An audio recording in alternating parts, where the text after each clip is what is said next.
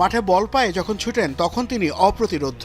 Inter মায়ামিকে প্রথম শিরোপা জেতানো Argentine forward এখন প্রস্তুতি নিচ্ছেন রেকর্ড ষষ্ঠ বিশ্বকাপের। তবে বয়স ৩৯ ছুঁই হওয়ায় অবধারিতভাবেই সামনে আসছে অবসরের প্রসঙ্গ।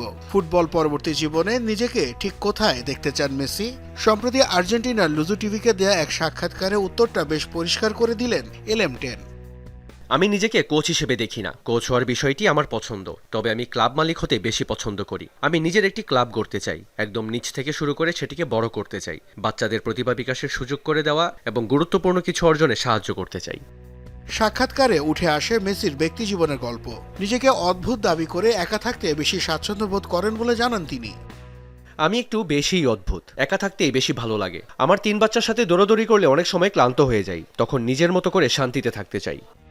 অন্য ৮-১০ জনের মতো লিওনেল মেসিও অবসরে টিকটকে রিলস দেখতে খুব পছন্দ করেন। বিশেষ করে তাকে নিয়ে বানানো কৃত্রিম বুদ্ধিমত্তার ভিডিওগুলো দেখে বেশ মজা পান এলএম10। চ্যাট জিপিটিতে অভ্যস্ত না হলেও আমি প্রচুর টিকটক দেখি। এরই মধ্যে এআই দিয়ে বানানো আমার কিছু ভিডিও দেখেছি। একটাই তো দেখলাম পুলিশ আমাকে গ্রেপ্তার করেছে, দেখে খুব মজা পেয়েছি আমি। দীর্ঘ ফুটবল ক্যারিয়ারে প্রায় সব অর্জনই নিজের ঝুলিতে রয়েছে লিওর, তাই স্পষ্ট উত্তরেই জানিয়ে দিলেন নতুন কিছু আর পাওয়ার নেই তার।